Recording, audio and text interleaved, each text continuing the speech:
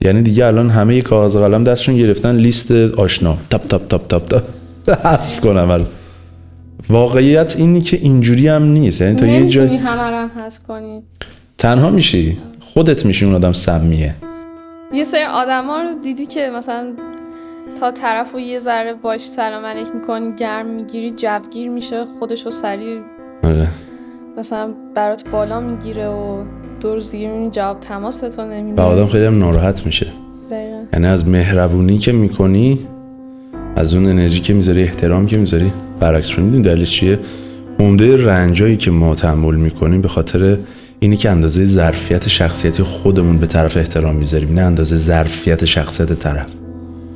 اگر ظرفیتشو بشناسی، به اون اندازه احترام بذاری، اینجوری رنج نمیکشی. چرا؟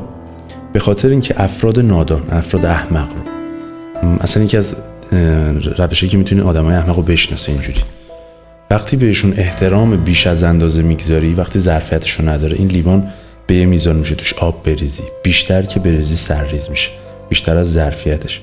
بیشتر از ظرفیتش که بهش احترام میذاری، فکر میکنه باید مغرور بشه، فکر میکنه باید متکبر بشه. چرا؟ چون فکر میکنه باید این پس شخصیت من خوب نیست دیگه، من چون این احترامی که به من گذاشتن این که برای من واقعی من نیست، برای من نیست که شخصیت بالاتری داره، پس من خودم رو بیشتر باید بدیفای کنم، باید خودم بالا بگیرم. و بعدش برای آدمم ناراحتی پیش میاد. واقعا راهش چیه؟ راهش اینه که تو به اندازه ظرفیت طرف اول بشناسی، به هم اندازه بهش احترام بذاری. یعنی سیاست در روابط تو باید کلا داشته باشی، چه رابطه عاشقانه است، چه رابطه دوستیه، هر رابطه‌ای باید حد و اندازه‌اش رو بدونی. اصلا غذا، این غذایی که ما میپزیم، که منم آشپز خوبیه، اگر بیش از اندازه بهش نمک بزنی شور میشه، اگه نزنی نمیشه بخوری.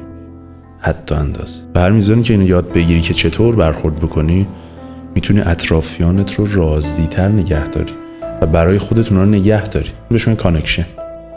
از همکاریت وقتی سیاست رو نگه داری، هم طرف بیشتر به تو بها میده و ممکنه برای تو کار مفیدی انجام بده، هم راضیه از این رابطه.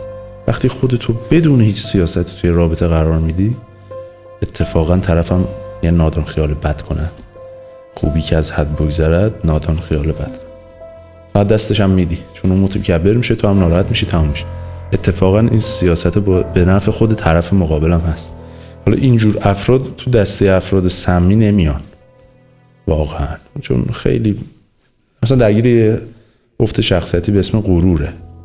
ولی خب با یه سری افراد نمیشه واقعا. مثلا تو توی یه رابطه‌ای وارد میشی، یه سری وقتا هست که اصلا طرفو نمیشناسی و خب نمیدونی که ظرفیتش چقدره، که اون طرف یهو جا میزنه وسط رابطه و خب این رابطه خراب میشه. یه سری افراد هم هست نه، تو شاید چند سالم باشه میشناسیش خب، ولی اون یهو این تغییر رو میکنه. یعنی ببین این که آدم تو مرحله اول نشناسه، نتونه تشخیص بده، این برمیگرده به مهارت من که فن بیان رو نمیدونم، مثلا این سری اطلاعات رو ندارم، مثلا دانش رو ندارم از طرف مقابلم که بفهمم از نوع حرف زدنش، از نوع رفتارش ببینم این فرد دچار آفت تکبر و غرور هست. رو تو هر رابطه‌ای میگم، چه همکاری باشه، چه عاشقانه، چه دوست، چه خانواده، حتی اونو باید آدم خودش رو تقویت کنه، رشد فردی باید راجعش بخونه. ولی اینکه یه موقعی تو با یه نفر 3-4 سال مثلا دوستی، بعد این اتفاق براش میفته، این دیگه بازی اون طرف مقابله. تو کاری که میتونی بکنی اینه که تصمیم بگیری چه میزان با این در صمیمیت باشی و خب به عنوان یک دوست خوب باید اینو بهش بفهمونی، یعنی بهش بگی که تو داری همچین کاری میکنی، همچین رفتاری داری، من از رفتار تو ناراحتم. ببینی میتونه خودش رو اصلاح بکنه، چون ممکنه توی بحرانی از زندگیش باشه. یه چیزی که الان خیلی مد شده که همه راجع به این صحبت میکنن که آدمای سمی رو حذف کنید. یعنی دیگه الان همه ی کاغذ قلم دستشون گرفتن لیست آشنا تاپ تاپ تاپ تاپ تاپ حذف کنم. الان واقعیت اینی که اینجوری هم نیست. یعنی تا یه جایی همه رو هم حذف کنی، تنها میشی، خودت میشی اون آدم سمیه که جواب تلفن نمیدی، که ممکن محل ندی، دچار غرور و تکبر هم شدی دیگه اگر اینجوری رفتار بکنی. ما تا یه جایی تلاش میکنیم آدم سمی برگردونیم، یعنی من دوستم اگر دچار یه غروری شده، تکبری شده، یا اخلاق بدی داره، یا انرژی منفی ساطع میکنه توی سرازیری زندگیشه، من به اونای دوست خوب اول باید کمکش کنم. ولی چند تا شرایط داره. اولا که من تواناییشو دارم از لحاظ ذهنی، از لحاظ شخصیتی خودم اونقدر قوی هستم که این انرژی رو میخوام بگذارم، انرژی منفیشو دریافت بکنم و توانایی اینقدر هست.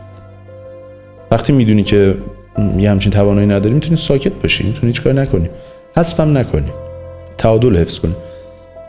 توی مرحله دوم اینه که اگر طرف واقعا اصلاح نشد، تو هر کاری تونستی کردی، اون موقع بله میبینی به تو داره آسیب میزنه، تو را داره از مراحل زندگی عقب میذاره، انرژی منفی شده، تاثیر گذاشته حتی خانواده. ما راجع به این که افراد سمی رو حذف بکنید حرف زیاد زدیم دیگه، صحبت زیادش که حتی خانواده هم میتونن سمی باشن. که واقعا آدم واسش نباید مهم باشه حتی خانوادهش چه فکری راجبش میکنن. اصلا میدونی حالا جدا از افراد سمی و غیر سمی، من میگم که ما خیلی بیش از اندازه به این فکر میکنیم که بقیه راجع ما چه فکر میکنن. عمده استرس ها و افسردگی ما اینا، خودمون رو توی در واقع محضر دادگاهی میبینیم که مدام همه میخوان ما رو قضاوت کنن. من به اندازه کافی خوب هستم؟ آیا من به اندازه کافی موفق شدم تو زندگیم؟ انتظاراتی که از من والدینم داشتن یا آشنا داشتن برآورده کردم؟